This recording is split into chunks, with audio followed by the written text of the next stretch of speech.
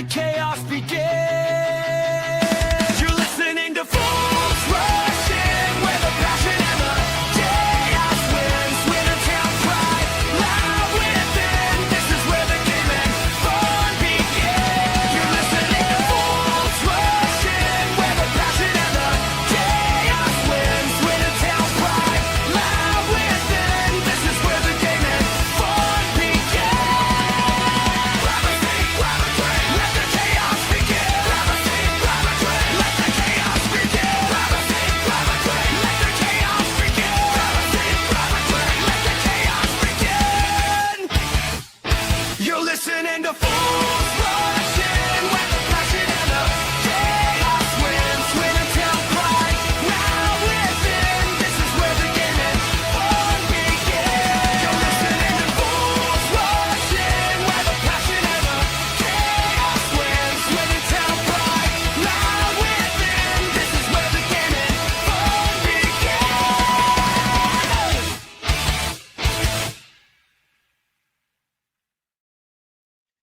Good evening, everyone. Happy Friday, and welcome to Fools Rush In on a night where we preview a titanic tussle at the top of League Two, and the biggest derby in world football has its reverse fixture. Yes, the FRI Derby is back this weekend, and we look forward to talking to what is probably going to be one of the main protagonists in said fixture, to find out all about how the feeling is ahead of the game.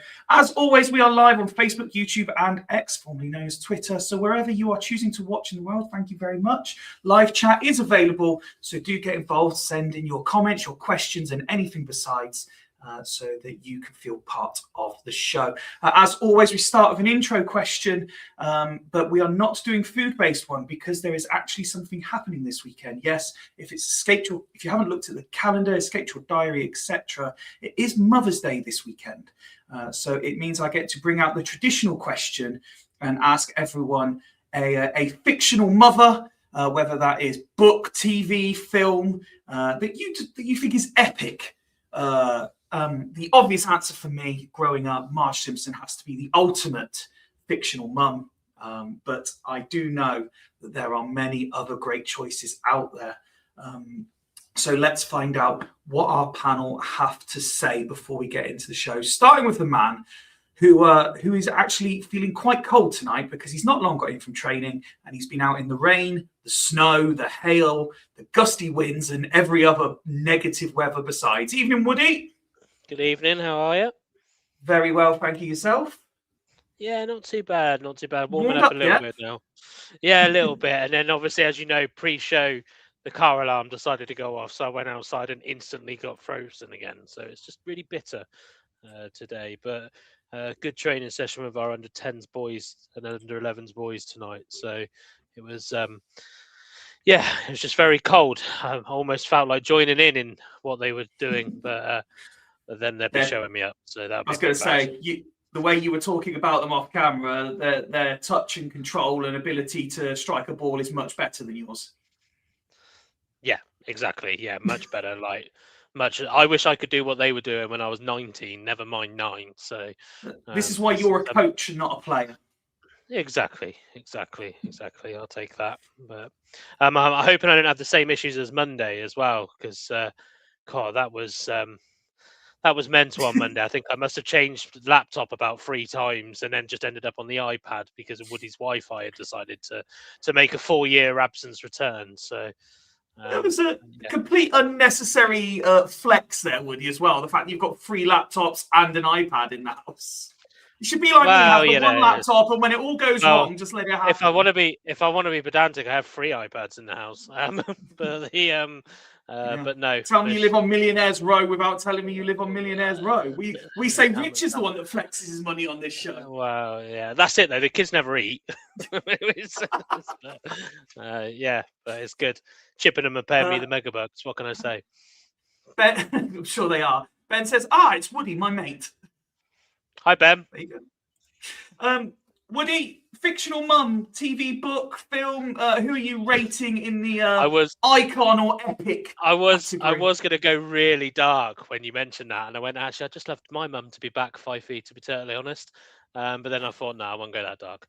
But the so I was thinking like, because that is a good one.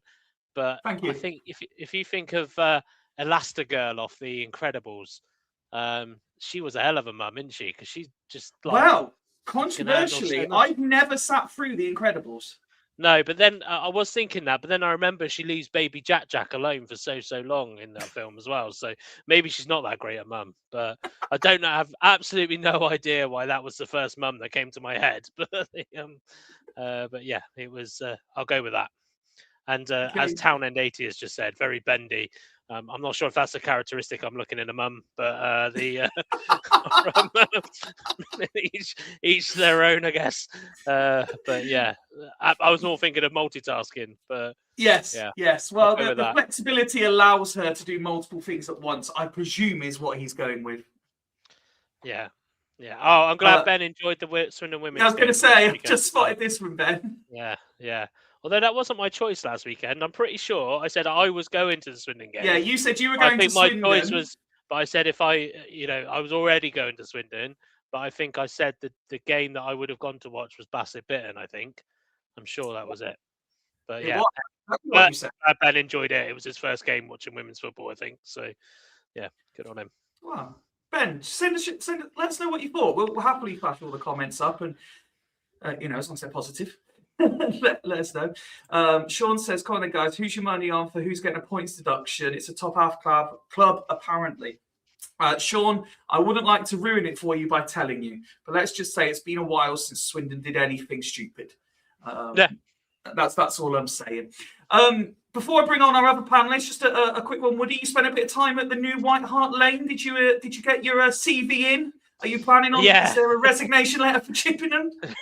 Yeah, well, I did joke with there was a guy that was round there, and he had to guide us round to the meeting rooms, and I did joke with him, and then he said shortly afterwards that he was like a diehard season ticket holder.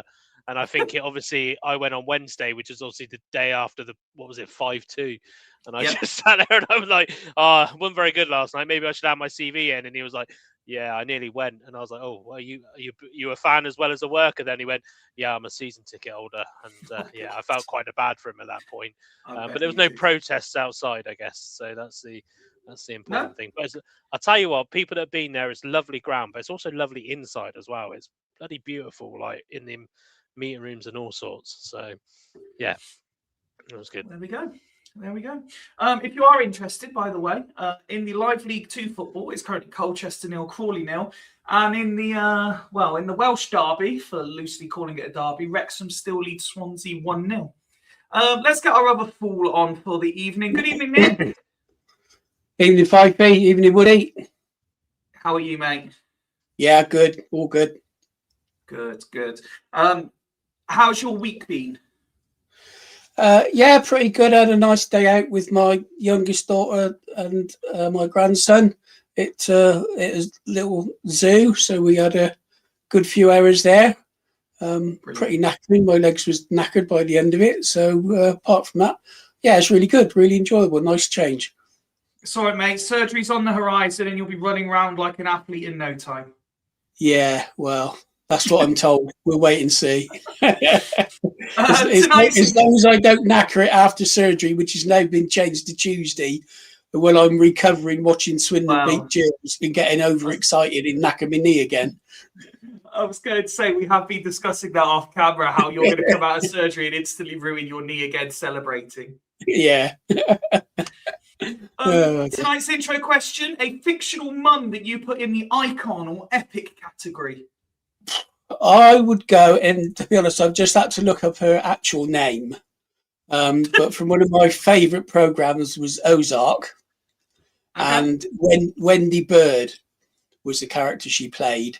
And she was just brilliant, absolutely brilliant. And her name is Laura Linney, for those that are into films and actresses. Yeah, if you haven't watched Ozark, watch it because it's brilliant, and she is absolutely fantastic in it. So yeah, no messing with her. She was good. Absolutely, it's not a film. It is a film, isn't it? It's not a film I've seen. That's a series. It's a series. Oh, is it a series? Yeah, Jason Bates. Jason Bates. There you go. Evidence that I haven't seen it then. Yeah, it's really good. Really good. Okay. I'll add it to the list of Yeah. one. For an American series, it's about the right length as well. They haven't spoiled it by having 20,000 episodes and ending up crap. What, you mean like Grey's Anatomy, which is on series 32? Yeah, I was. My son recommended something to me the other day, and I looked like there are 10 series with about 20 episodes in each series. I said, no, I can't do that. That's far too much to worry about. There's just not enough time in the world to catch up on shows like that, is there?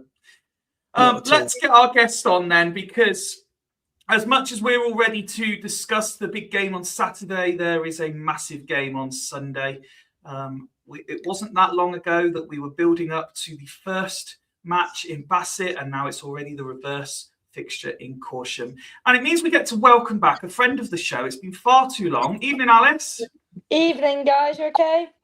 Very well, thank you. How are you? Yeah, not too bad, thank you. Welcome back to FRI. I know it's been so long. It has been far too long.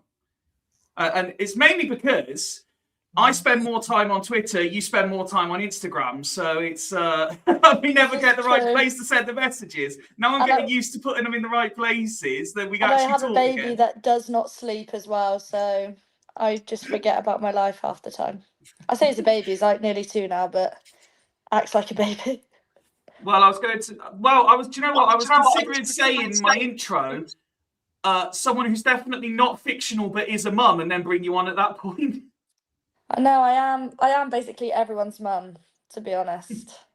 Town and 80 loves a bit of Grey's Anatomy. Saying in the chat. So before we talk about the game, how's things with you?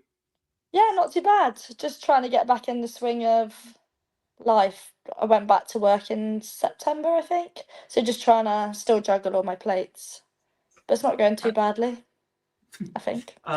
Mike will not forget this. Straight in with the comments. Still waiting for Alice to host the show. It's on the cards. It's one that I haven't forgotten about. And there is a plan in place. It's just we need to work out a date to do it. Yeah, I'll be there. Yeah. Anything to get away from these kids. Might hire a whole studio just for me. So obviously it's a massive game on Sunday. We were having a brief chat earlier this week, and I even tried to be a bit professional and prepare graphics. I mean, I'm just flashing up the league table as it is now. Wow. And although I know, thank you. Although Bassett find themselves currently positioned in 5th, it's still very much in your own hands because of the games in hand. How big is Sunday's game for you? Is it big, is it? Yeah, of course it's the biggest game in world football. That's what I keep telling people. No, it's, to be fair, there's a couple of teams like Bitton, Corsham, Mangotsfield. I think we're all very like similar teams. We've all got very good players, strong squads, and I think each time we play each other, there's like a different strength or a different weakness. I just think we're very similar teams, and it's actually really exciting to play. It's not just like, you know, like sometimes like Woody will know what it's like playing in this league. Sometimes you turn up to teams and you think, oh, it's not going to be so much of a challenge. But most of the teams in this league, it's a challenge every single week, which is really exciting. And we used, when we were talking earlier this week, we both kind of used the word crazy to describe how, like, just looking at that graphic again, just how tight and how close this season is. Normally, you know, in a couple of years we've been doing this, there's been kind of 1 or 2 teams that you say, yeah, okay, they're going to be the top 2. It's just how it finishes. But it's so tight and so close this year. So tight and so close. There's about 5 teams who I think equally could go on and win the league. Like, we've all got so many good squads. So I think it's whoever's going to win the league is the team that makes the least mistakes. That's what it's down to. It's every little helps. And I think trying to just play the way that we train every week, stick to our principles. And I think if we do that, then hopefully we should win the league. But obviously it's little mistakes that are going to cost us and cost each team, and it's hoping that teams around us make those little mistakes as well. Well, you say it's the teams that make the least mistakes. Again, if I just bring that graphic up, you look at you look at that league table there, and Caution 1 defeat in 14, Bitton 1 defeat in 13, Bassett 1 defeat in 12. All of these sides near perfect records, so it is going to be the fewest mistakes, I think. It is. It's crazy. Obviously, that 1 defeat was to Caution a couple of weeks ago. What lessons do you think will have been learned for this return fixture?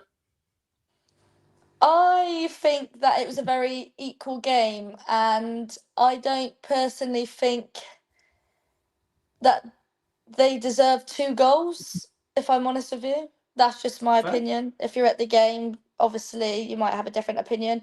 I think that we defended very well. We created some good chances, but we just couldn't score. Whereas they had far less chances, but they took their chances well. And that's what you have to do to win a game of football. And to be fair, that's what they did. But I think out of the 90 minutes of the game, I think we had far better possession. We created more chances, but at the end of the day, they scored 2 goals. So fair play to them. Yeah. They won. But I think obviously this week we're going to turn up and we're going to obviously try to do the same to them. Do you know what I mean? We're going to try and get the goals in. We're going to just continue how we've done every season. I think solidly at the back we're really good. And I think I think it was like last season as well. I think defensively we have got a really good team. Well, we've got a good team across the board, but obviously I'm in defence, so just want to talk about myself. Defensively, I think we're really good, and I think it's just trying to take our chances when we can. No, absolutely. And I've had the pleasure of coming down to a couple of games this year already. And each time I've been down, the one thing I've said is I've really enjoyed watching kind of the patterns of play that I see Bassett do. What do you think or how do you think that's developed as the season's gone by to have such a good record? As I say, just the 1 defeat so far. I think we've really pulled together as a team, and I think this season a few different things have happened and we've all sort of pulled together. And I think the girls are really enjoying playing football. Like, we want to create exciting games. We want like little things to happen. I think some of the players that we've brought in, they enjoy playing a little 1-2 touch football. They like to involve different people around the pitch, and I think that's sort of helped to bring everyone onto the pitch and play to each other's strengths. And I think we really are trying to harness every single person's strength to become a better team. And I think that's what's putting us in good stead this season, as well as just having the heart and the desire to just continue. Like, everybody wants to win the league, everyone wants to progress. There's so many signings now, and there's so many good players in our team that any one of us could not play tomorrow, like not play on Sunday, because there's so many people pushing for a position. So I think that really helps everyone in the mindset of wanting to play, wanting to win, wanting to better themselves as well as the team. So I think we're in a good position. It's just trying to, like I said, just those little mistakes that we've got to try and not do up the course. Rich, who has been at Cheltenham all day and couldn't be bothered to turn up for I was Fools, going to has say, just where is decided he? to Is he throw in scared? Yeah, he heard you were on and he got scared, basically. He didn't That's why want he's the in the verbal comments. abuse, did he? Sean has asked if I could just flash the table up again. No problem. While I do that, is there not that it matters too much, I suppose, but is there a kind of frustration almost for you, whether that's personally or representing Bassett, that this game's being played on Mother's Day? Not in the sense of it's on the Sunday, but it might detract from maybe some people coming who might have otherwise come? No, I don't think so. I just think, I don't know, I think it's how you're sort of brought up, if you know what I mean. Like, my mum always says to me, like, she knows Mother's Day's not on Sunday. For her, she's like, you've always played football on a Sunday, Yeah. so you're always going to play football. Equally for me, oh, I bloody love a football on Sunday. Oh, Mother's Day. Sorry, can't see you kids. I'll I have was all going to my say, gifts. I'm See you sure. later. I'm sure. I remember last year. I remember Bowd saying at one point, like, "Yeah, this is my Mother's Day. Like, I've got a whole day away from the Yeah, kids." sensational. I would like to be at a spa, but I'll take football. But I do think, like, sometimes if you're going to watch football and you enjoy football and you're a football fan and you support a team, I don't think Mother's Day would get in the way. But I do see what you mean, because what if that was me, you know, watch the football, have a few pints, have a roast dinner, go home. Sensational. What's going to be the key to Sunday then? To again, like you said, I think you were quite fair in your assessment of the first game a couple of weeks ago. So what's going to be key to turn it around? Is it just a case of a similar performance level but taking the chances? 100%. I think it's just like I don't think we did much wrong in the first leg that we played. I just think maybe we didn't put the chances away that we could have or should have. There was a few good saves, and they ultimately scored the goals that made them win. And I think this week it's more of the same, continuing to make those runs, make the effort to try and score a goal, and obviously similarly continue to defend so they don't score a goal, but just making sure that we're all playing for each other and just trying to score more than them, really. And not that our mutual friend Rich needs any help with notes and scouting and stuff, but obviously they are top of the table, so you won't be taking them lightly. Where do you think that their main dangers are that the Bassett are going to have to watch out for? I think that our main danger, I'm going to start up front this week, I think. Fancy it. Fancy a few Yeah? goals. Yeah. Just going to totally change it. I'm going to be up front, I reckon. Nice. No, I like that. I think all around the pitch they've made some really good signings. Like they've got like they've signed a few young girls that played really well when we played them. Obviously their keeper is really good. They've got a few of the older players that have played football similarly at good level, and they help progress the team. You can see when they come on the pitch, they're telling people what to do. They're orchestrating the game, and I think that's where a lot of their gameplay comes from, is from the older players that lead the younger ones. And I think we know how to play football. We know how to try and stop that. And I think rather than focusing on them, we're just going to focus on our own game and play to our strengths, not really worry too much about their gameplay, and try and create our own things and our own chances and just play the Bassett way. Obviously, every week we focus on yourselves, Corsham and Swindon, when we preview the local women's game. But I was having a very brief conversation with Woody earlier. And again, when I was looking at that league table, I was like, well, you see the likes of names that I recognise when the likes of Rich and Woody were talking about them, the likes of Bitter, the likes of Whitchurch, Mangotsfield, etc. Do you think, I know you kind of mentioned it earlier when you spoke about both teams that we're talking about now, but the league as a whole, do you think the standard has generally just got better? I do, and I think a lot of the teams in this league have made some really good signings. So, like Siren, they've made some really good signings. Like they're always a team to watch out for. Same as like Mangotsfield, they've got some girls that I played against when I was playing for Swindon and other teams, and they've dropped down a few leagues, and they're orchestrating their teams. And I think everyone's just made some good signings. I think back in the day, everyone would look at maybe tier 6 and think, oh, it's not a very good level, but if you're coming to watch our games, you can see the standard of play and how everyone plays. And it's not just like coming to watch people like players in a park. It's actually watching people who can play football. Yeah. And I No, that's think fine.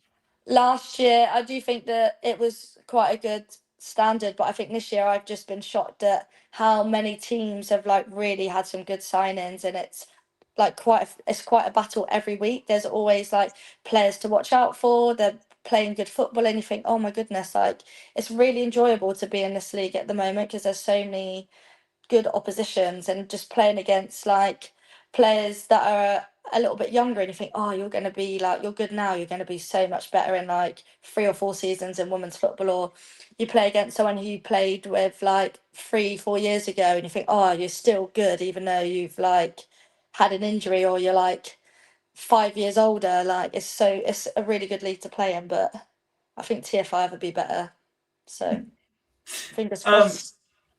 Woody, obviously, the fact that we've started with Bowds on, we haven't had the opportunity to play everyone's favourite jingle, but it goes without saying what your pick of the week would be this week, I think.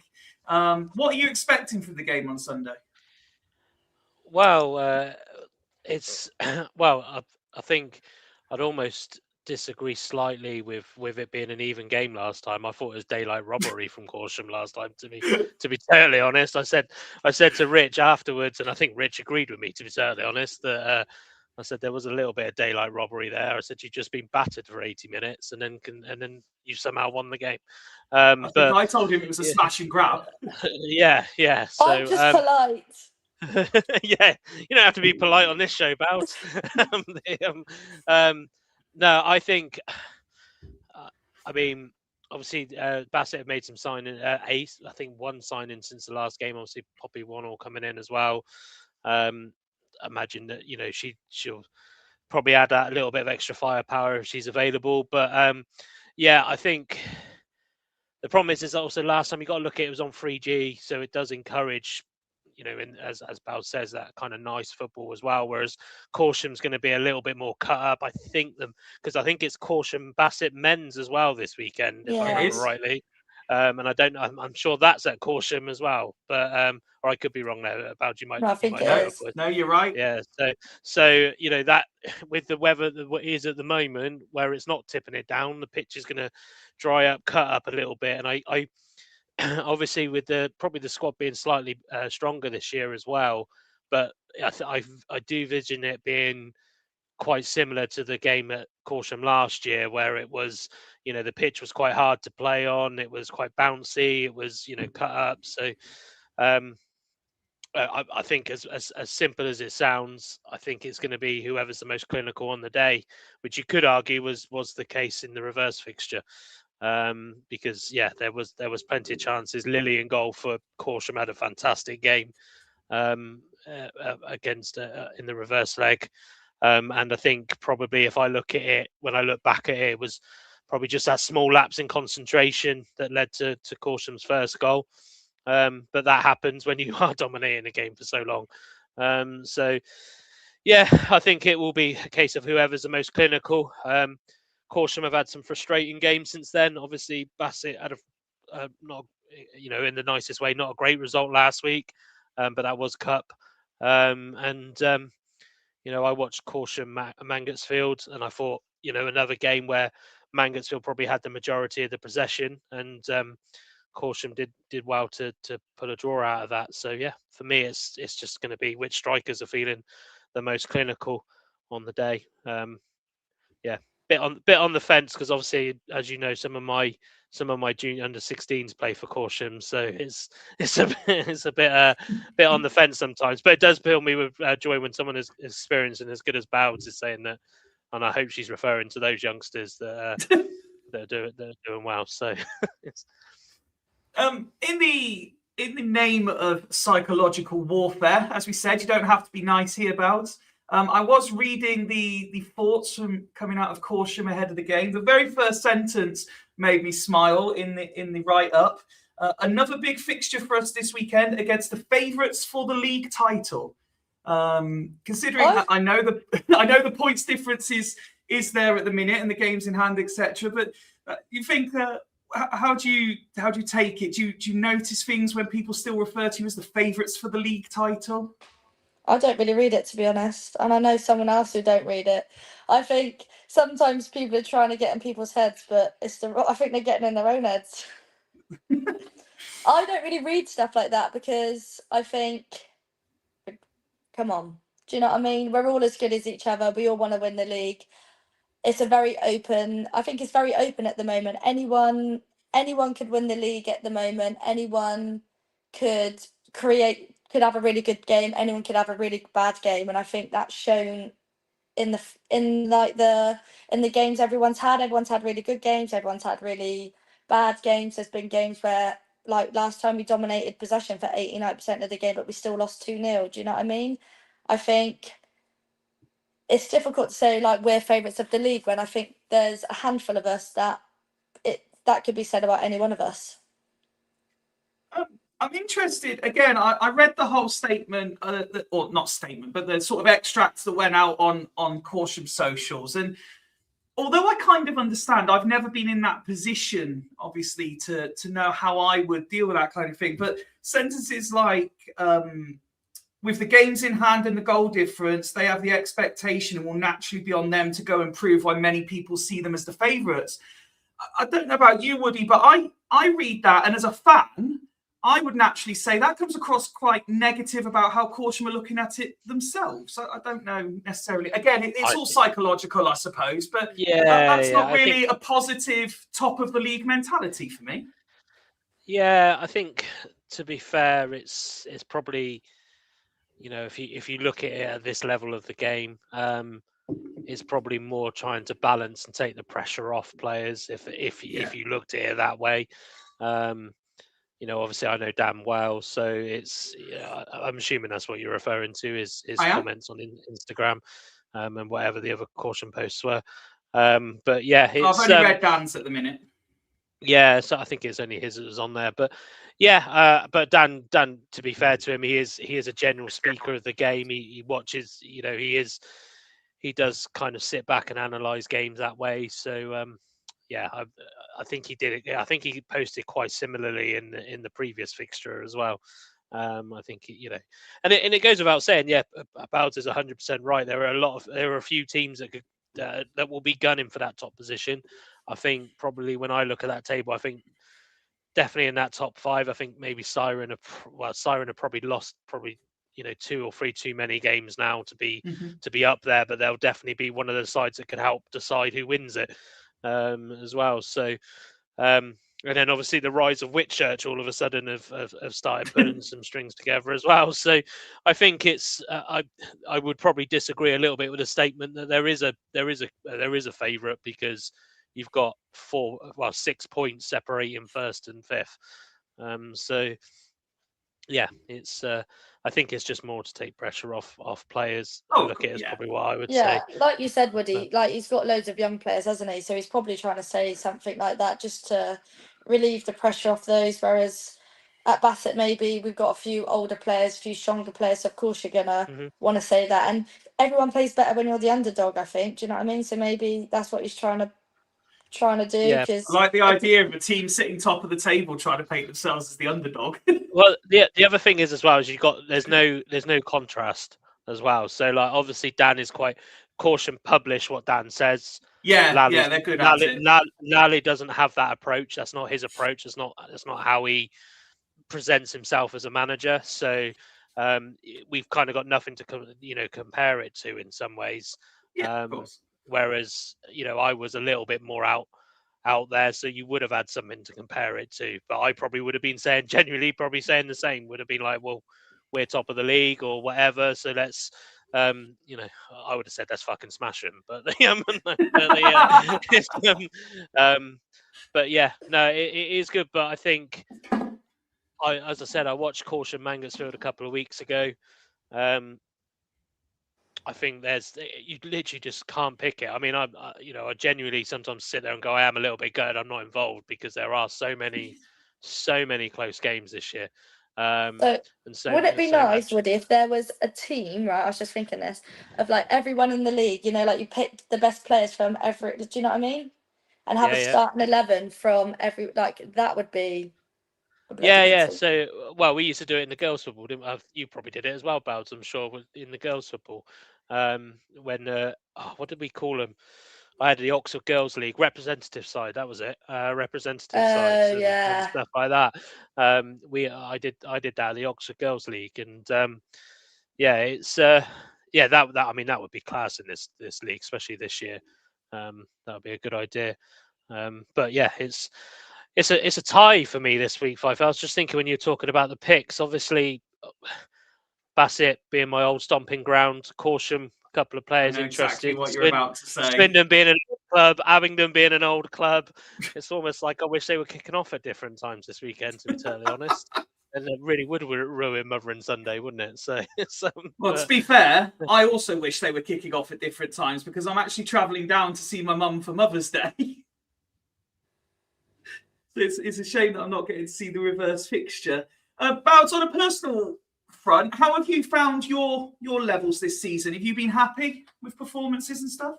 Do you know what? Last season obviously was a bit of a shambles for me, but I was glad Woody gave me the opportunity to come back, because it made me realise that I did want to continue playing football.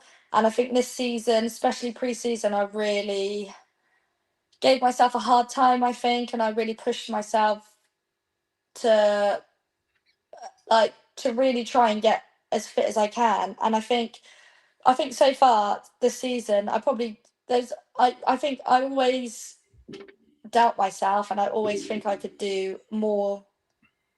Do you know what I mean? Like, I always think I can do Yeah. more, but I am happy and proud of myself how far I've come this season, like how much weight I've lost, being able to last 90 minutes, picking up player of the game, enjoying football again. There's still a few things that I want to improve, but I just think that's normal, isn't it, for anyone wanting to play football? I don't think you're ever going to be happy with your own performance, and if you are, fair play.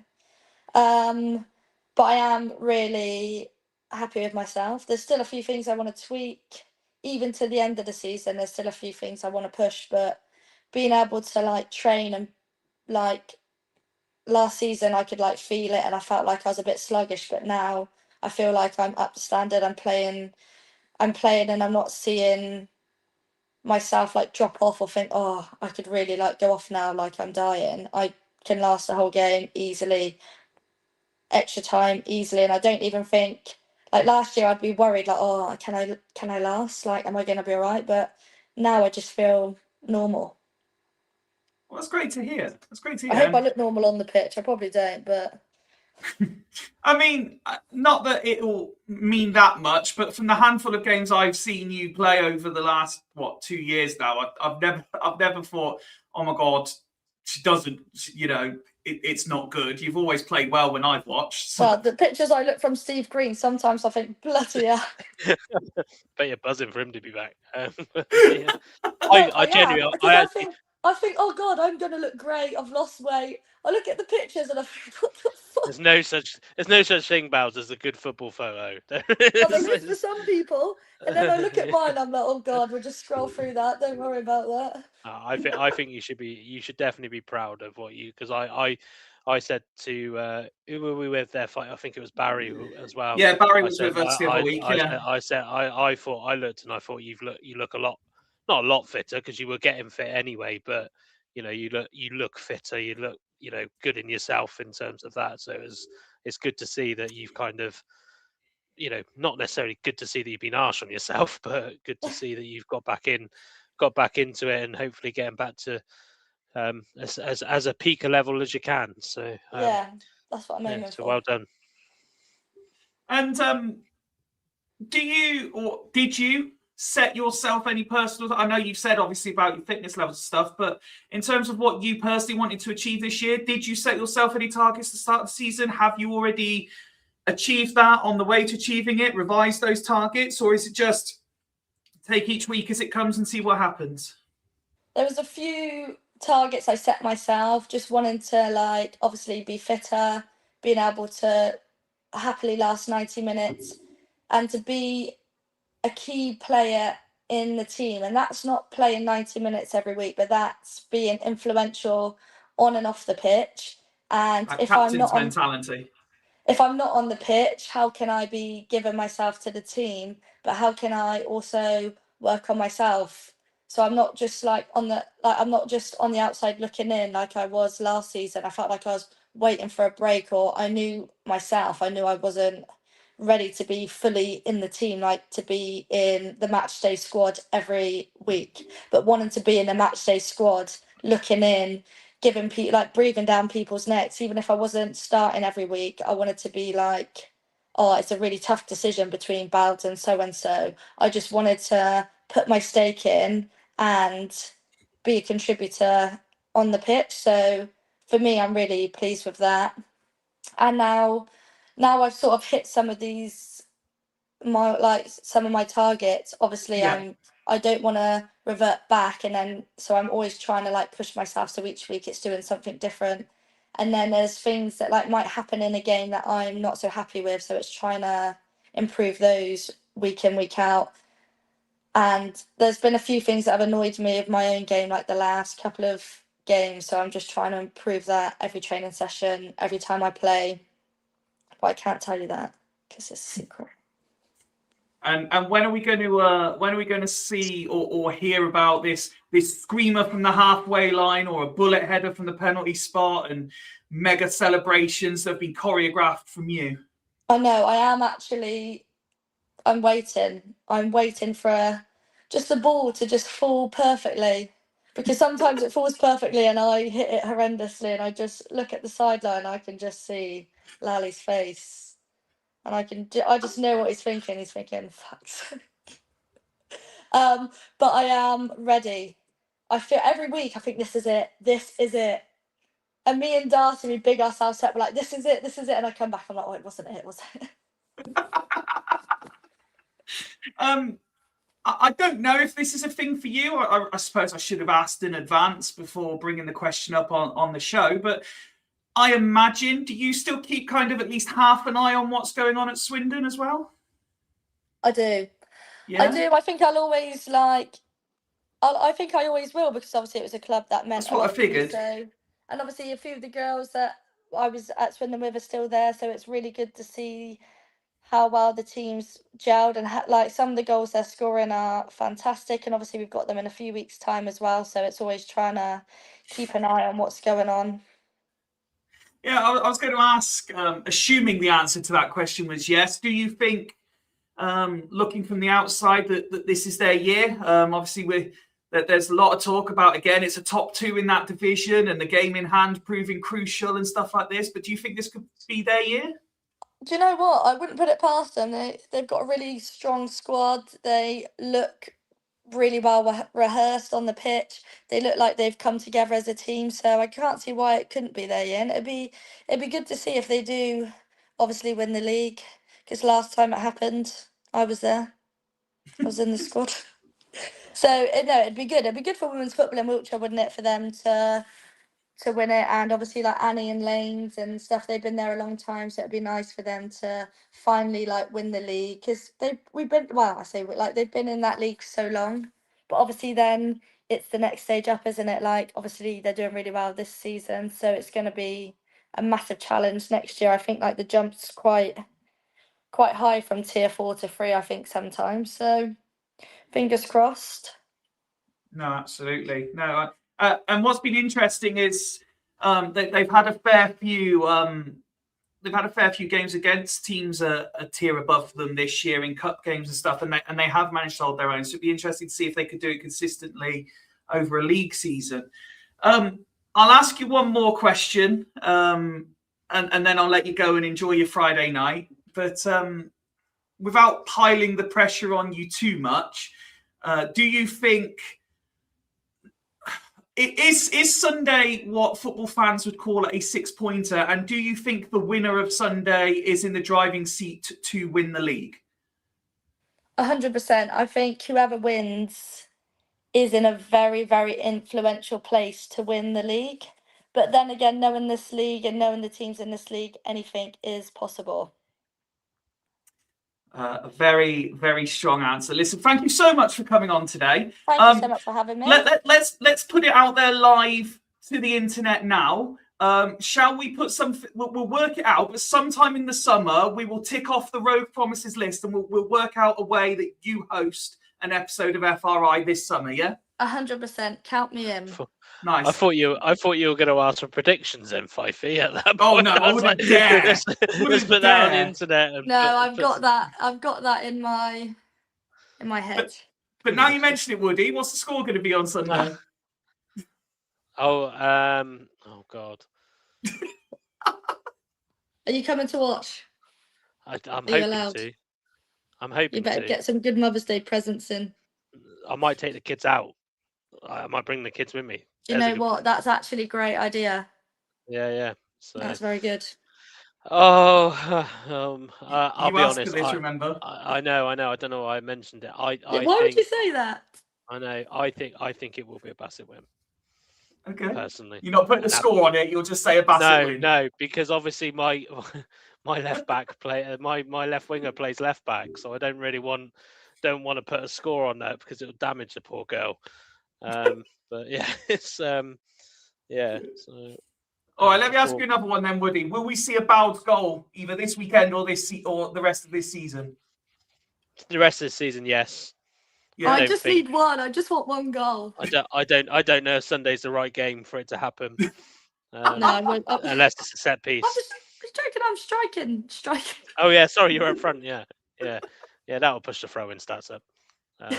But Well, that's what Mike said. If I scroll back, he mentioned earlier. He said, that's not even. "I've seen That's you not play even. up front, and you had more shots go out for throwing than on That's, target."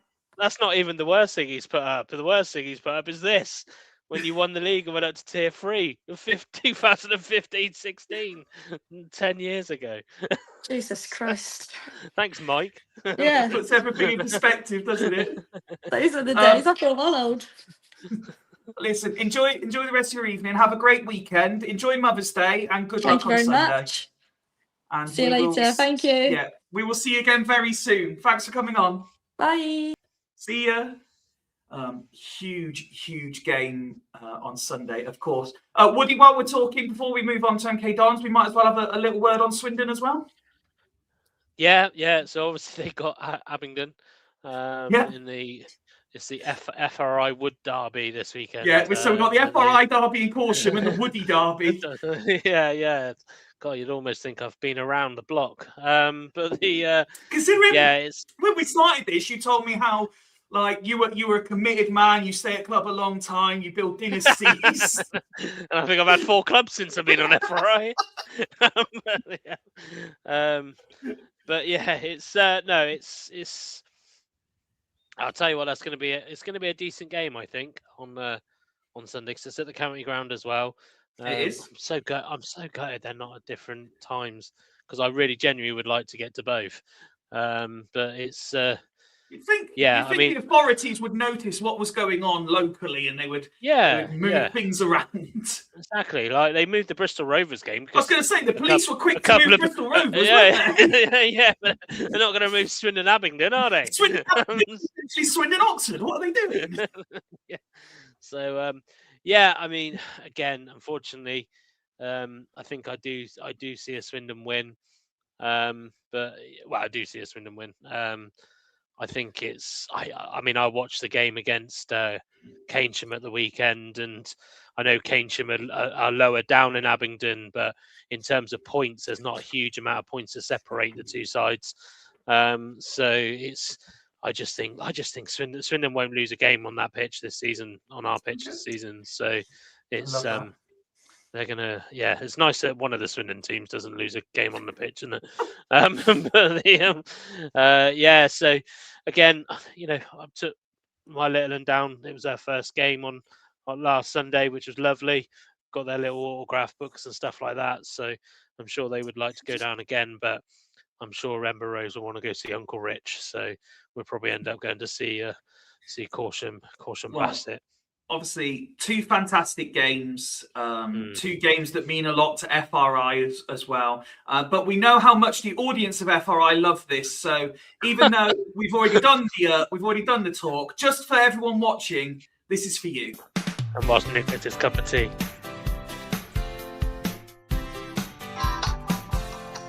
Woody's with us for the week. Bassett, Swindon, Corsham to see. One big match, the spotlight's clear. Your fixture focus starts right here. Woody's pick of the week. Bassett Corsham. Next segment. Rachel's here. Thanks to whoever mentioned the game is on Mother's Day on Tuesday. I had no idea, but I sent a card and flowers Wednesday and stay in my mum's will for another year. I had to read that twice to get the context. I was like, wait, what? And Mike said, so good we played it twice. Yeah, I'm not quite sure why. We had feedback coming through Nick's mic of the song. It was playing twice down everyone's headphones. Apologies for that. But you're very welcome, Rachel. Let's talk about the game on Saturday then, guys. Huge game. As a famous wrestler said, your time is up, my time is now, and that is the mentality Swindon have to go into this with. I have been unnaturally positive this week. From Tuesday onwards, I've been posting videos on our social media. I've been going on MK Don's podcasts, and I've been saying that Swindon Town win on Saturday 2-0.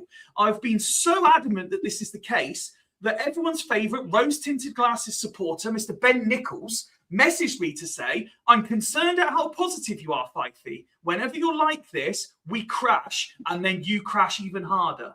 So Ben has gone negative because I am positive. He is a traitor, and that is why he's not here. I've refused to let him on because he keeps trying to bring down my positivity. Nick, MK Dons go into this on a run of something stupid like 100 years unbeaten. They've scored something like 1 million goals in the last week.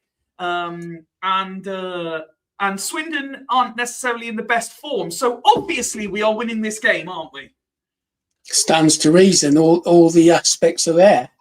You scored 9 goals in 2 games. In the next game, they dry up. We all know that. Absolutely. That's just the laws of football. So it's obvious. And I was looking through, even though they've been on this really good run, in fair play to them. We'd love to be on that. But them playing teams near or in the current top 6, and unfortunately. The only ones they've won is us. In that, then we should have got something out of that, but we've been saying that all season when we lose or draw. And the other one was Salford. They beat. They lost to Bromley. They drew and lost to Notts County. They drew with Cambridge twice. They lost and drew to Grimsby. So they're not. I don't think they're quite as good as everybody's making out. Go on, Nick. Saturday for us, I would say it all comes together. But it is a make or break, and we win Saturday. And I know people will think I've been on the wacky backy. We win the league. Yes, we lose, and we're in the playoffs. A draw. Fucking hell, that's a lot of pressure on one game, Nick. Sorry. That's a lot of pressure on one game. It goes from winning the league to it should be. The playoffs. It should be a lot of pressure. That's what the team have got to perform from the first minute. We got to have 90 minutes plus performance. Simple as. And I listened to Holloway today, and sort of the last bit of his presser was really good. So if you haven't heard it, it's worth a listen. And I actually thought he spoke really well today. So I agree. He did speak well, but the one thing I would say is I struggle to take him seriously when he looks like a reject Woody, dressed in his fake cow skin jacket or whatever it was. I only listened to it, so I didn't watch it. So I didn't have that distraction. When Nick's prophecy comes true, by the way, and we do win, based on that record that MK have against the top 6, I'm fully expecting chance of MK's falling apart again, because that'll be what happens as HMS Pistol League finally actually sets sail. Woody, Harvey's been in touch to say not a chance we win tomorrow. Mike's been in touch to say no way we keep a clean sheet. Morphy Richards is bound to score. You see this sort of negativity amongst sides of the fan base? Understandable, I suppose. Yeah, I mean, nothing screaming that we're necessarily going to win the game. I mean, that might be me, No, it can't be me. No, it's definitely coming through Nick's.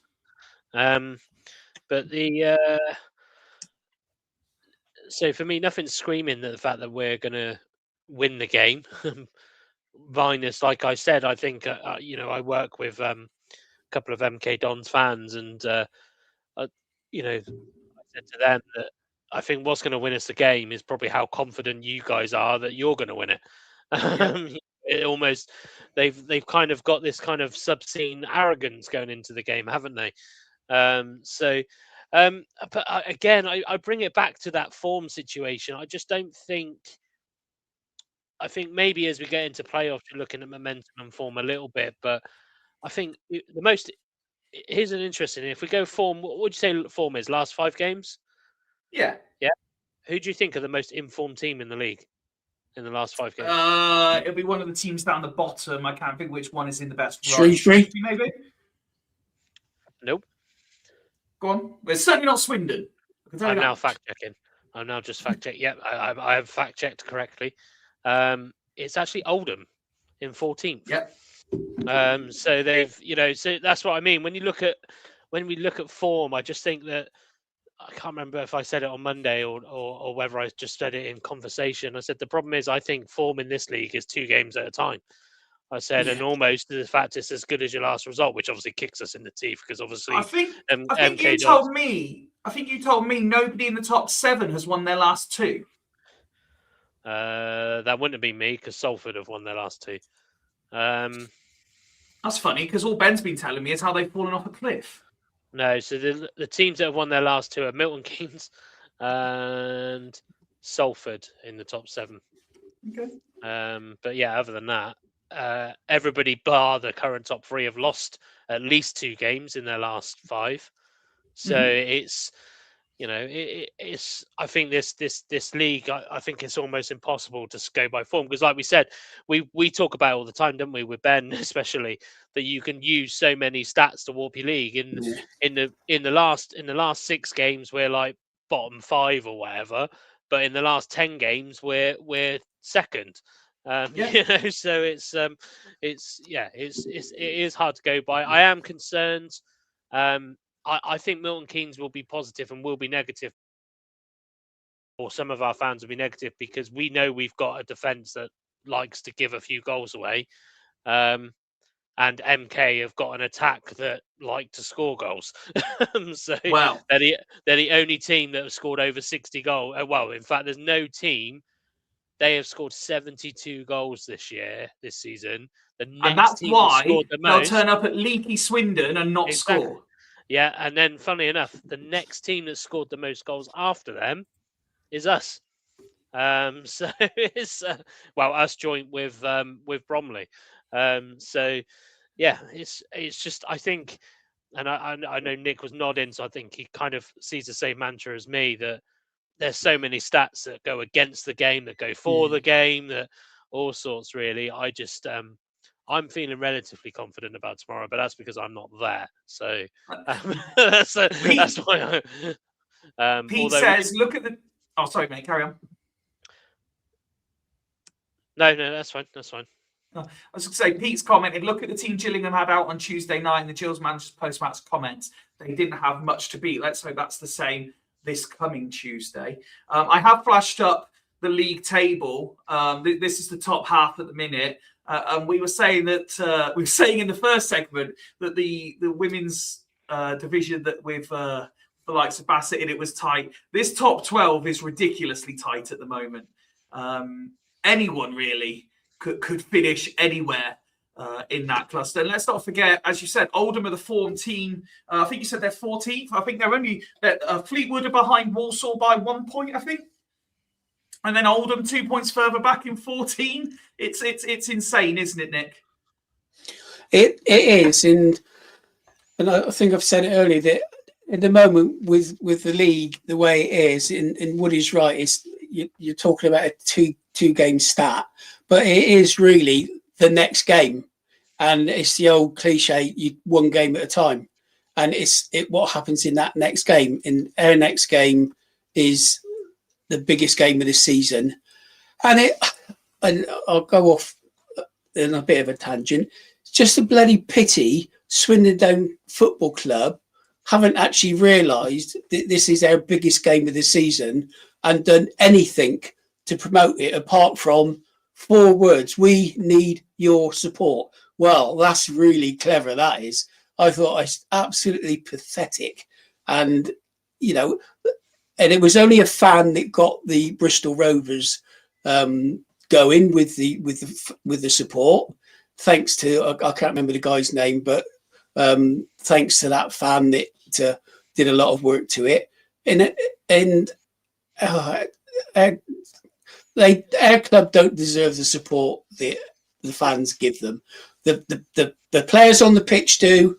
Holloway does, and I hope we give it large on Saturday, and they put a performance in to match what the fans have been doing. But I said I wouldn't get into the hierarchy this season and just concentrate on the football. But that really pissed me off, the way they've just, what should we do? And I saw someone put a comment on saying,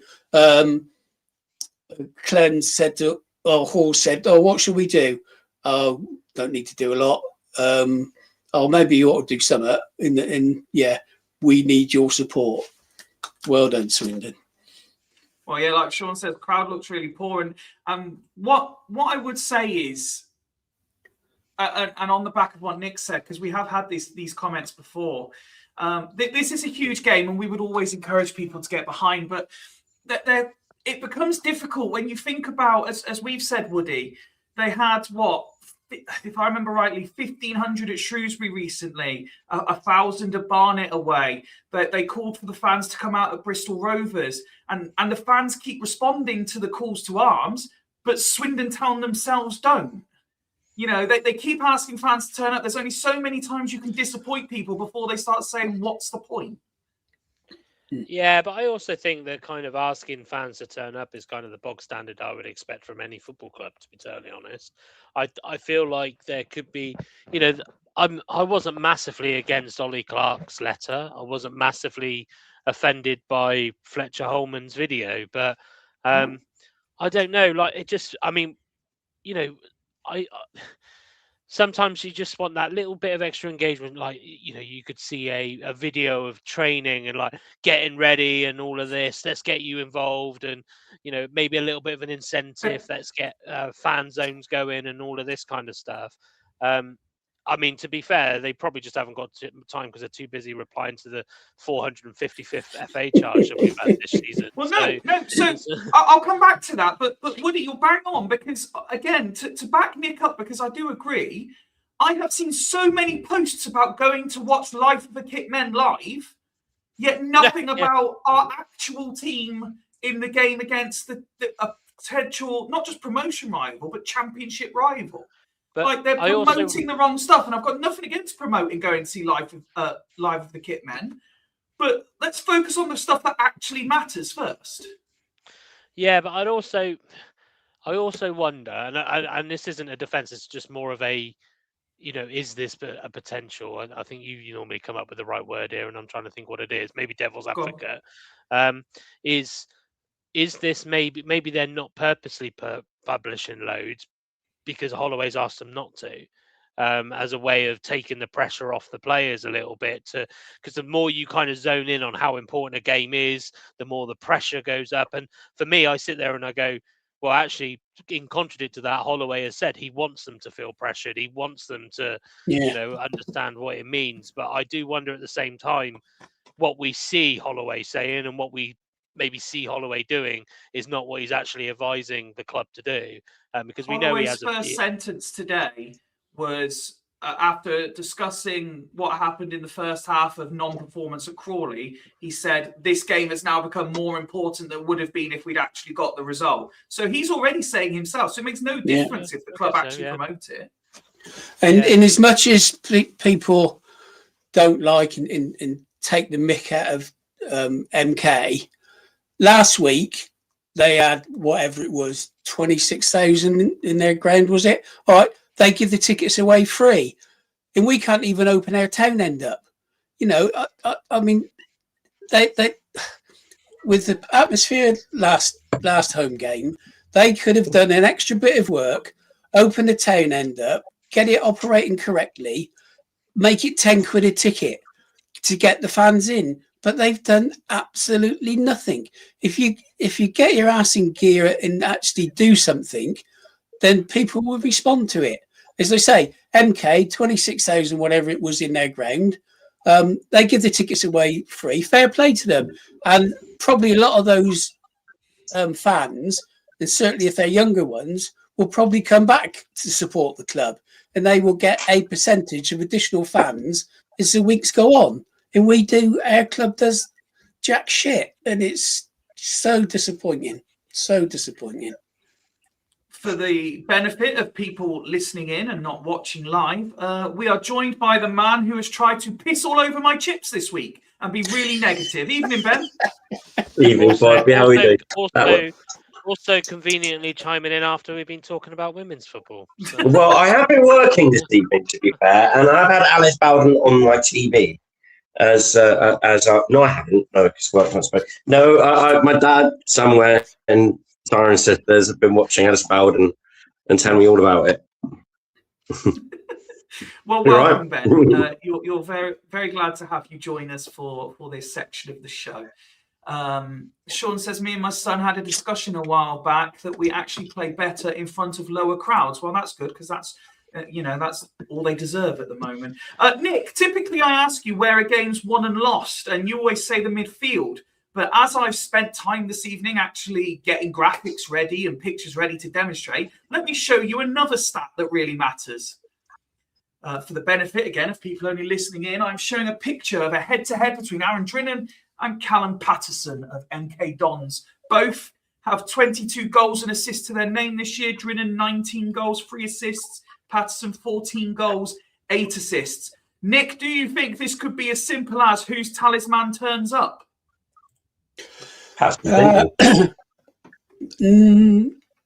Yes, because Drinan's back on the brace.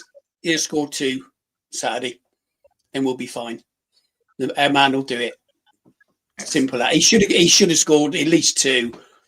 It bloody Crawley, but he'll be back on the score sheet. He will score 2 goals. All will be well with the world. Oh, and Patterson's injured anyway.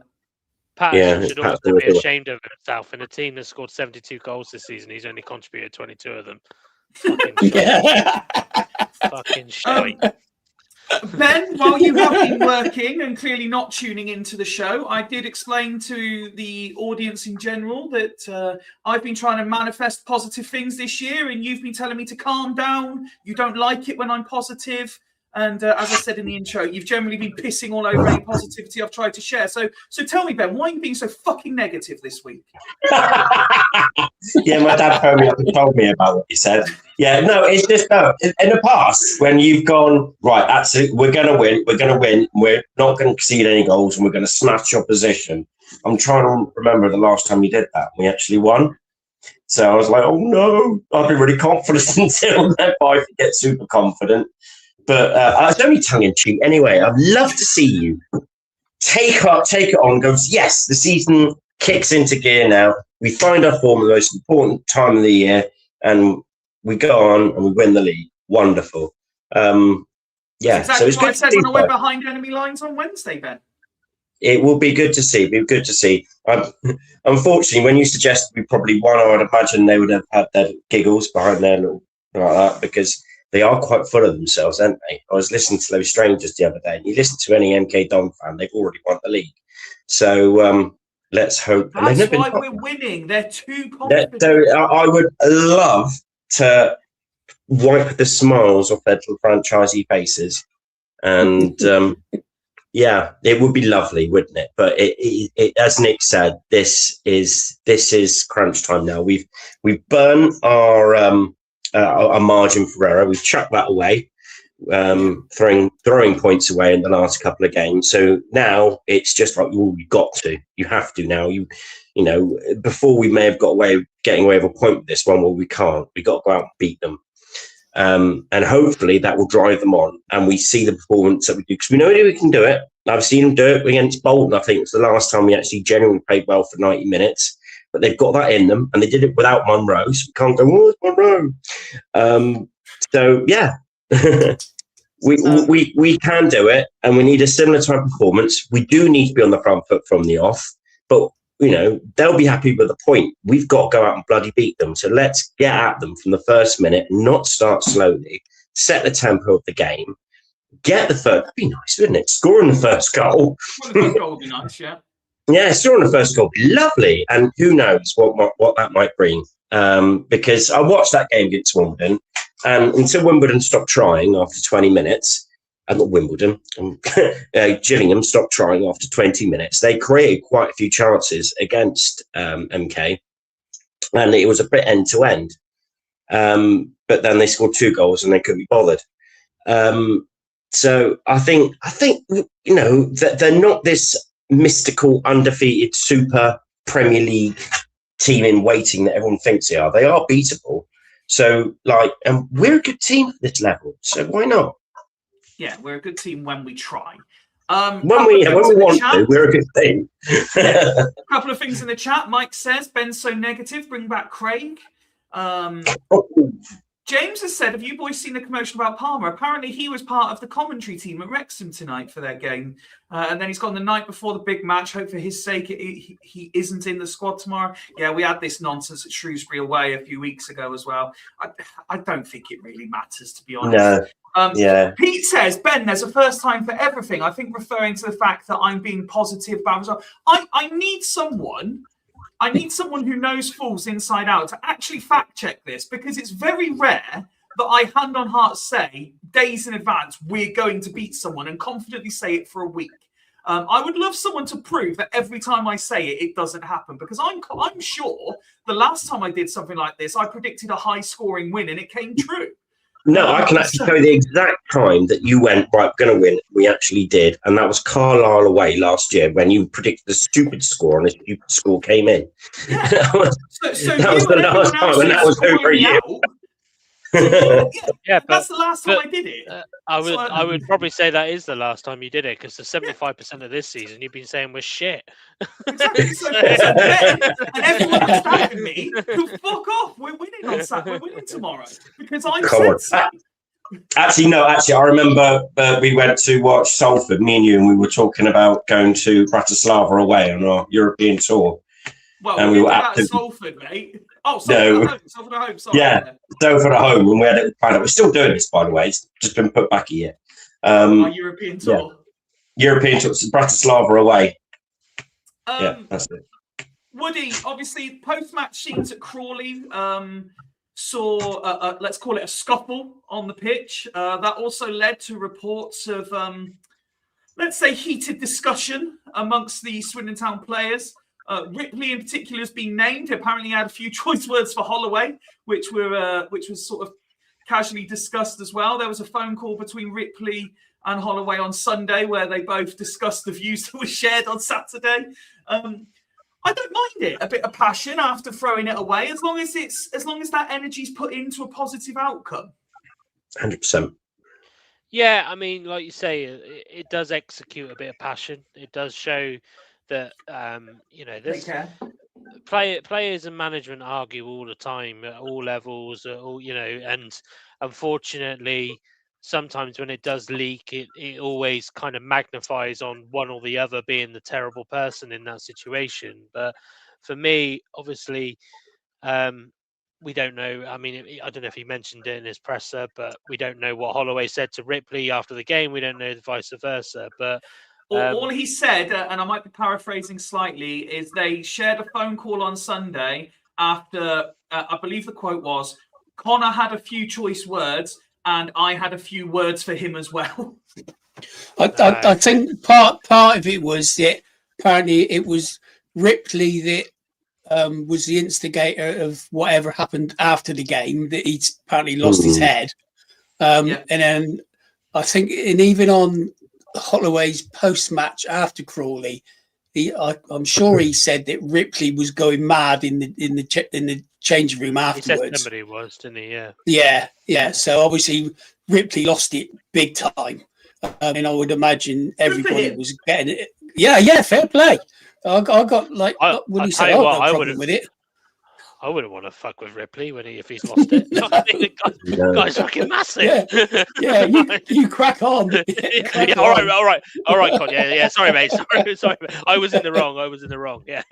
I'm suddenly more of a Ripley fan if that's how he's reacted to conceding in the 98th minute. Yeah, fair. Yeah, I mean, for his flaws that people pick out, I think one thing that we can't take away from Ripley is his passion. To be fair to him, yeah. I think that's probably part of the reason why so many fans actually kind of, stick up for him in that argument, because he is the type of player that the fans warm to, because he does play with his heart on his sleeve, doesn't he? So it's maybe who knows what was said.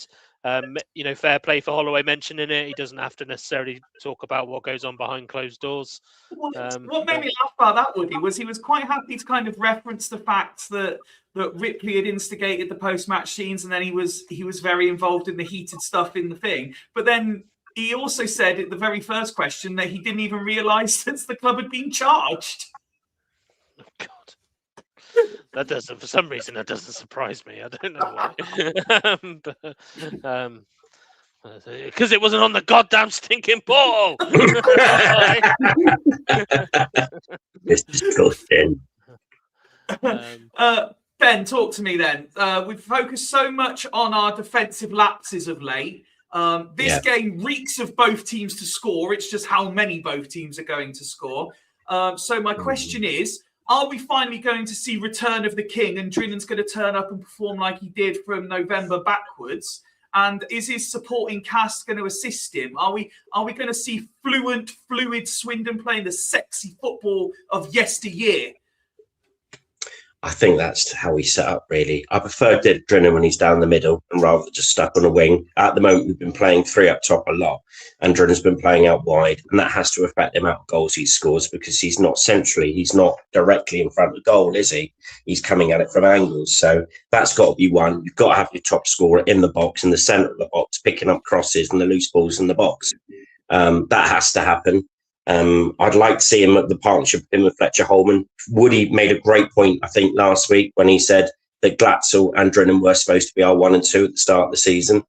And I like to think that Holman can fill that role as well. I like to see some sort of partnership that they can do.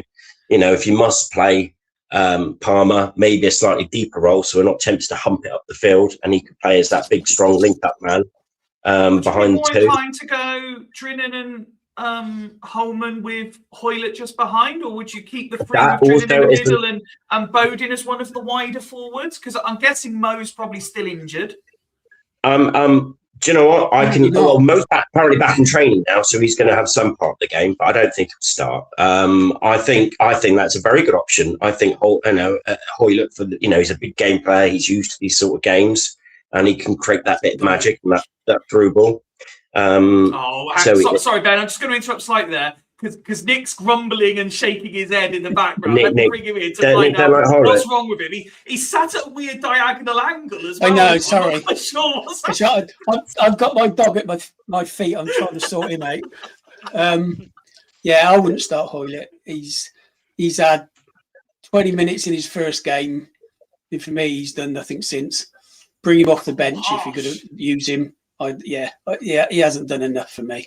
So I would play, like Ben said, Palmer in a deeper role behind the front two. Not Bowden after his goal? Nah. The amount of criticism Palmer's had, and now apparently the Twitter sphere is going mad that he's been on commentary. Would you take him out the firing line and let Billy play? Nah. To be fair, Billy's only played like 15 minutes in 3 months or 4 months, so I don't think he's ready to start. Come off the bench again. You could realistically give Billy 45 and let Junior come on, and then you've got Mo as well. It's good to have those options, though, isn't it? It's really good to see, well, we've got A, B, C, and D, and we can see what, if it doesn't work, we can play about with it a little bit. But I think we need to get it right first time. But I think my main point is, let's start Drinnan. If we want to score goals, Drinnan needs to play in the middle, because out wide he doesn't get as many chances as he creates, and we have got players that can play in wide roles if we must play three. But I'd like also to see Fletcher Holman in the middle as well, because he does quite well up wide, but he's a striker, isn't he? And I like to see what they do now rather than next season. So you're definitely thinking front two with a supporting act then. Yeah, a 2 is supporting act. Yeah, definitely. Or playing the extra, or pack midfield and go 5 midfield and have, they've got some great technical players. And one thing that happened badly at Bristol Rovers is that last 20 minutes when we did go 3 up top, we got overrun in midfield, and the strikers that came on never got a kick, and Bristol Rovers dominated the last 15 minutes. So, we could just go 3-5-2. I don't know. Woody, let's talk about the other side of the arrangement for a bit. Knight LaBelle was on media duty, suggesting he's probably going to be involved. Everyone, of course, wants the greatest centre back since Lucio to start as well in Big Phil Mabete. Do you see us playing a back 4 against MK Dons with those two in the centre-back roles? Or could we see the man who spent the week posting about the dietary habits of a League 2 footballer on Instagram actually turn up and earn his money? Well, that was going to be kind of my question because obviously I didn't hear the post-match. Sorry, the presser. Is there any news on Tafazorli? Because Well, I know feel, what he eats day to day. I can tell you that Okay. much. Yeah. because if he's I think if he's fit, I don't see Tafazorli starting on the bench. I think they put him straight in. This is going to sound like I'm targeting the guy, and I probably am, but I don't see. I don't, I know we're talking about the back three, but I don't. I think it depends what we do in the middle.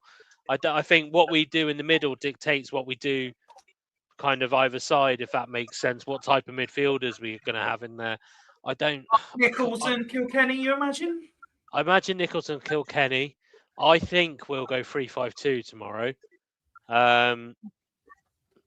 But it's not. I'm sorry, it's not. It's not Palmer. It's not. It's not. He is better Not in in the that role. 3-5-2, no. No. Or even a 3-4-3 to be fair. But I just don't think it's the right game for him, if that makes sense. For whatever he is here to do, it's not the right game for him. I think we need pace in that attacking line, and we need a bit more creativity behind it. And I'm not saying he's the answer, but I generally wouldn't be surprised. Is Ollie Clark available? Ollie Clark would be available, wouldn't he? Yeah, Clark's fine. So I wouldn't be surprised if it is someone like Clark, Nichols, and Kilkenny in the middle, to be totally honest. And then he'll probably play either because Snowden's out, and so it'll be McGregor out on the right. Who would be on the left? Batty on the left. Batty, thank you. Do you know what? We talk about all of these things. Can Swinders do us a fucking favour and update the fucking website every now and then? So when I'm running down the squad list, I can actually see the players. I mean, Jake Table is still fucking playing for us apparently, and not out on loan. Oh, fuck's sake! Like, Jesus. Don't you have direct links into that stinking portal? Yeah. Well, no, but that's wrong anyway. Yeah, that's wrong anyway. I'm literally looking at the fucking website, and I'm like sat there going, "There's someone I've not seen," and it's old fucking Hoyler. He's not even on the squad list. Is he not even on the official website? Then it's been 3 months. I genuinely don't mean this as much as I don't have a big fandom of him. I don't see where Palmer sandwiches in as an advantage against MK Dons. So sorry, I just want to go back because you've said that you can see it being Clark, Nichols, and Kilkenny. Does that mean you think we're going 4-3-3? No, I think we'll play 3 at the back. I think tomorrow we'll play. I think we're playing 3-5-2. Oh, okay. Knight, Labelle. I was going to say Monroe, for fuck's sake. Knight, Labelle, Mabete, and Tafazorli potentially. Yeah, potentially. I want Tafazorli back in there because I know MK Dons hate him as well, don't they? Because he scored the winner in, was it the playoffs when they went up again when he was at Wickham? But yeah, it's So, and I just think that when you look at, it's funny that you said that Nick will say, "Where's the game going to be won?" And he'll say midfield. I'm actually looking at it and going, that's where I think the game might be won. Is in midfield, because when you've got a player like fucking Ben Wiles in there, it's unbelievable. But we need kind of 3 midfielders who know a midfield really well, if that makes sense, to battle against MK Dons, because their midfield's unbelievable. And yeah, you are right. It could be a case of if Drynan's on fire versus whoever's going to end up playing up front for MK Dons, probably Hepburn Murphy. Yeah, it will be Hepburn Murphy. And of course, the player that I always talk about when we play them, that Nemain, who the MK Dons fans say is a bit of a big part player for them, but he always seems to play well against us. So I'm sure he'll be involved as well. That's not unusual, is it, for a player to be bang average for their side until they play Swindon and they turn into fucking prime Maradona.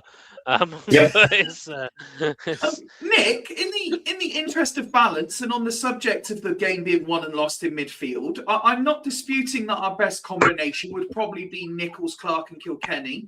But how many times are we going to play these players and let them let us down? Is it time we tried something different? Well, in fairness, I think we have. He has put different players in there because Clark Clark hasn't played in midfield all season. He's been centre back. Nichols has been in and out the side. It's probably only Kilkenny that's been in, apart from one game starting in every week. But I think more. Yes, the midfield is always going to be critical, but watching how they played against Gillingham, and it is hard to judge because Gills were really poor, but they move the ball forward really quickly from back to front, and I think we need two hard-working forwards like Drinnan and Holman that are going to chase, going to close down, going to cut off the supply lines for them, because as soon as they get an opportunity, that ball is pinged forward, not just lumped up, but pinged forward with pace, direction, and finding players. And that's what they did against Gillingham time and time again. So we've got to cut that off and stop that happening. And you'd say you want two workhorses up front, but that can also play and be a goal threat. And for me, he probably won't do it, but I would like to see Drinnan and Holman start. But knowing what Holloway does or not knowing what he does, it probably won't happen. It's The interesting. interesting as thing. well. Oh, go on, Woody. Sorry, Fyfie, I was going to say the interesting thing is a lot of us, and I again another game wasn't it? I'm such a part-time fan this year.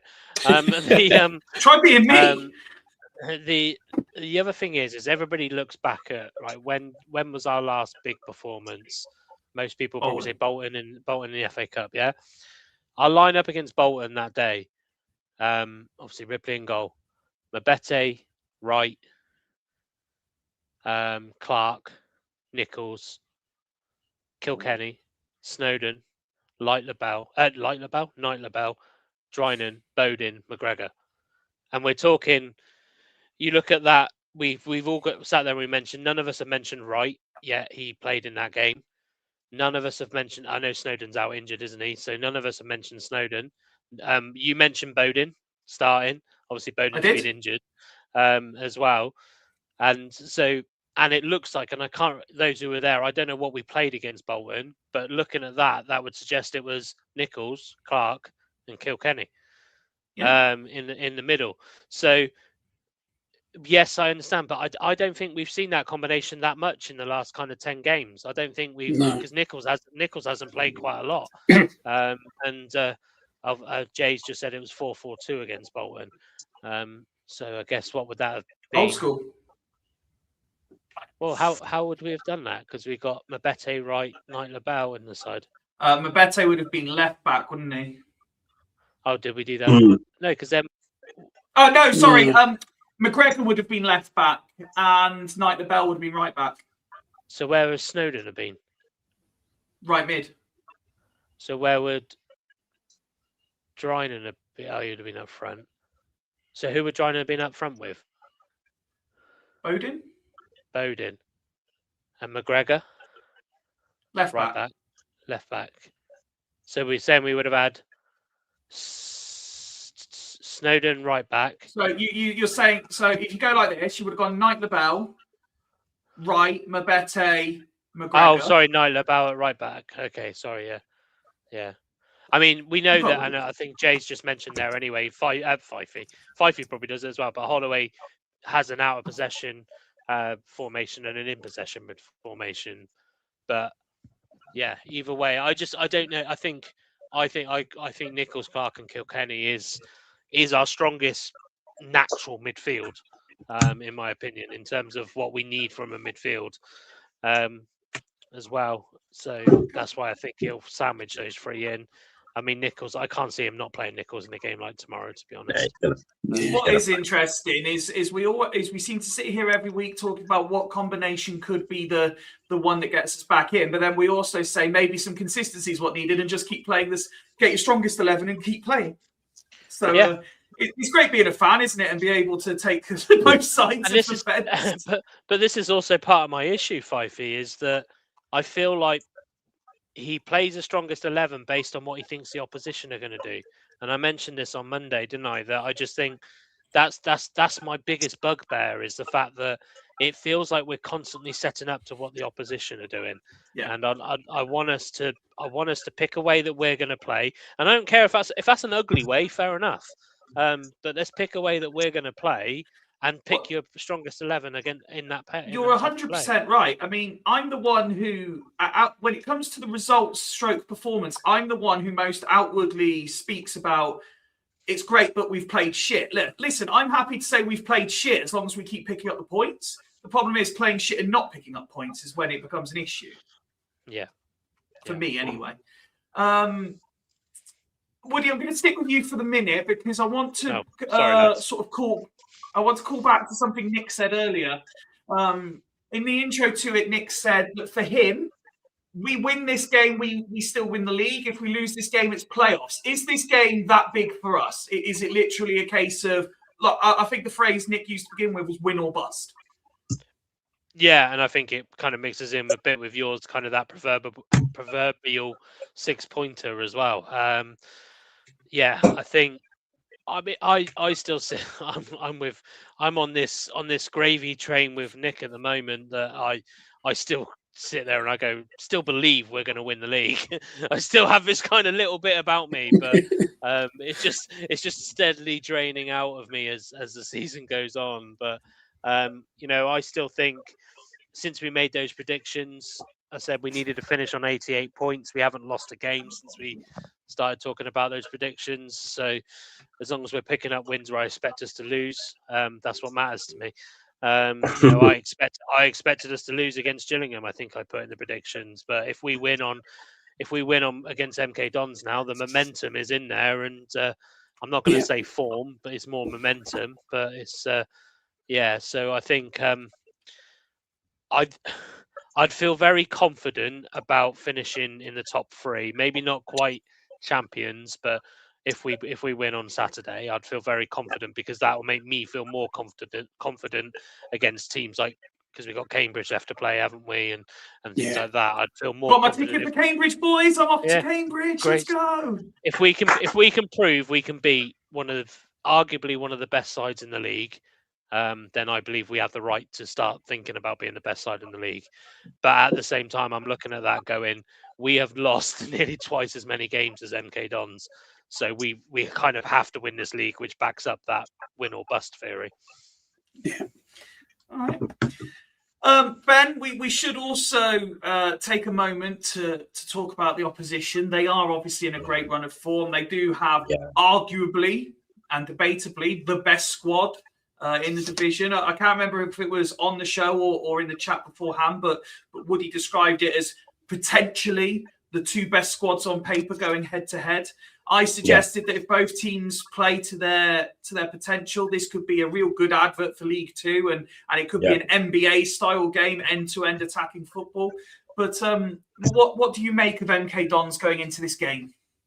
Well, it's tough to pick a specific weakness in their side. Really, they've got a lot, but they've got they've got players that are ridiculous for this level. They've spent a lot of money getting to what they are. They're doing now what I thought they'd do months ago.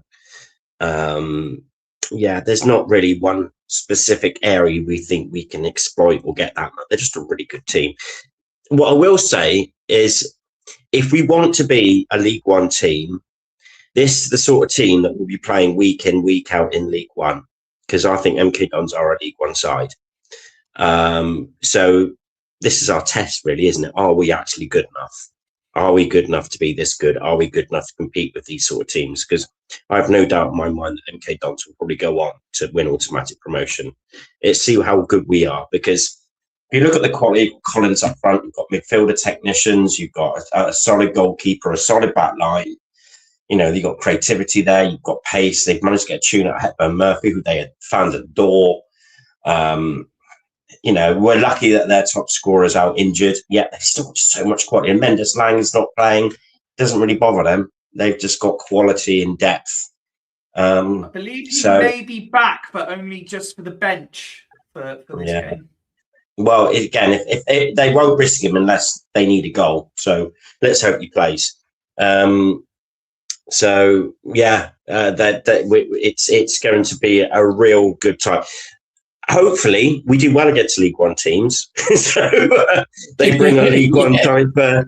Let's hope that's a good sign, because they've got a League One lineup, and that's the best compliment I can give them. And on the back of that, Nick, as you said earlier, they've scored 9 goals in their last 2 games. I think in that they've had 7 different goal scorers. Only 2 players have scored in both games. So they have goals all over the pitch, which means absolutely everyone in Swindon is going to have to be on it. And we can't be afford to be carrying any 5 or 6 out of 10 performances, can we? Yeah. Exactly. And we've got to do it from minute 1. We can't afford to start slowly like we seem to be. I mean, Holloway said it at his press conference. He keeps saying it. The players have got to switch on straight from the off. An early goal for us would be nice. So yeah, it's. I say that. Well, it's going to be, and I think I read it or heard it, that it's only going to be one of those games that is going to be like a Bradford City game where it's going to be end to end, goals flying in all over the place, or it's going to be, although I can't see it happening, a crap 1-0 either way.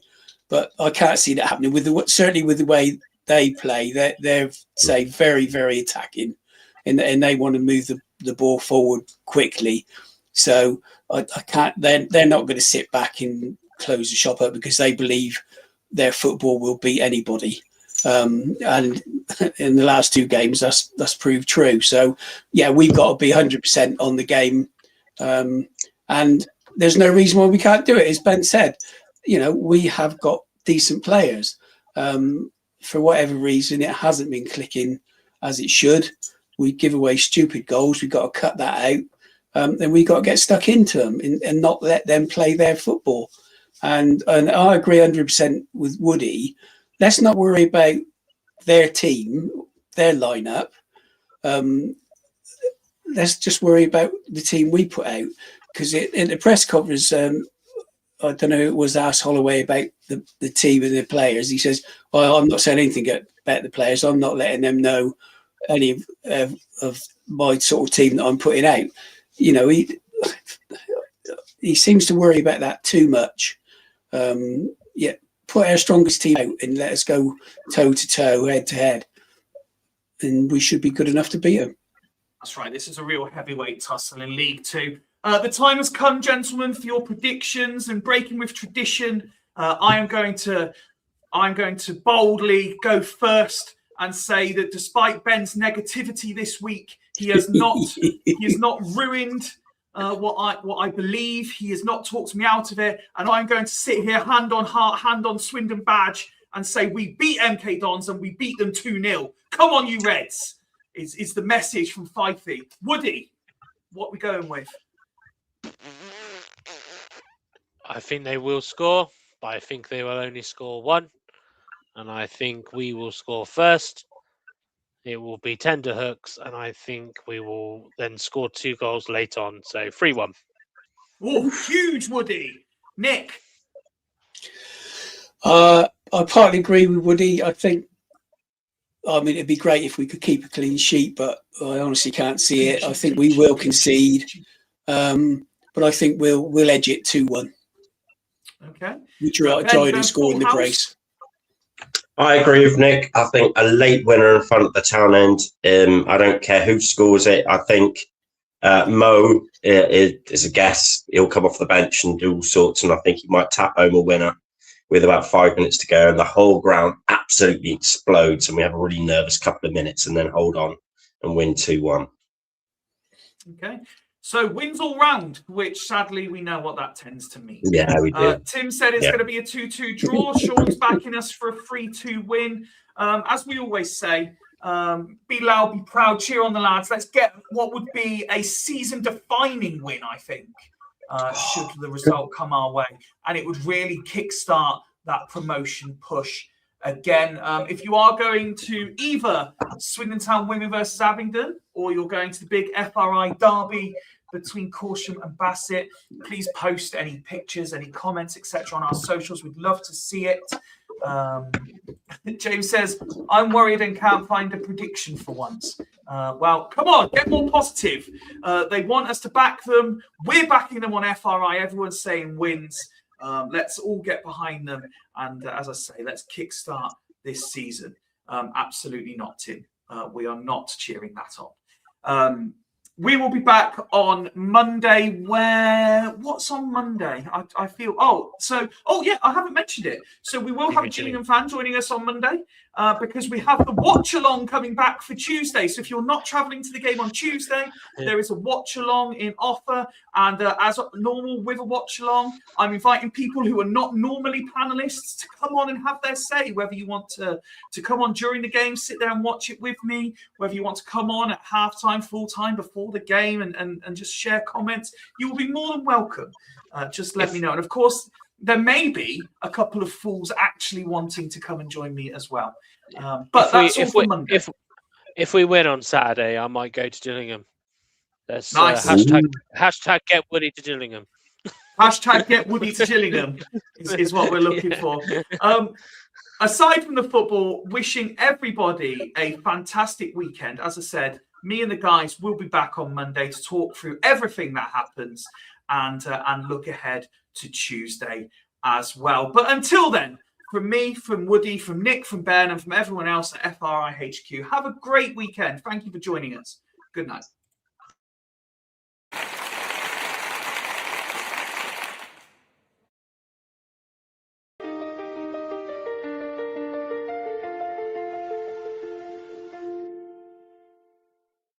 Fools rushing! Yeah, we're back again, like mates down the pub.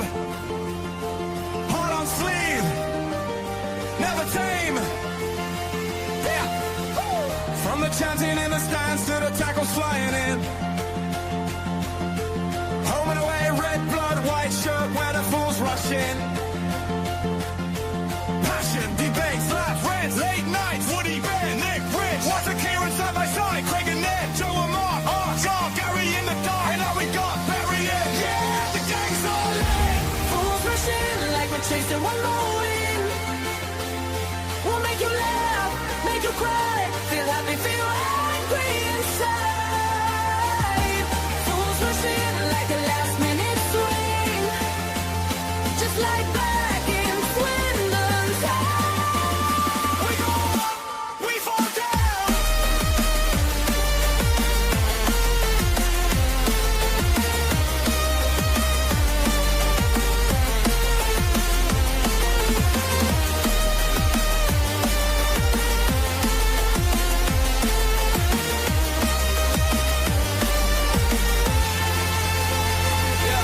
From the goals that lift the roof, unit grows when it goes wide.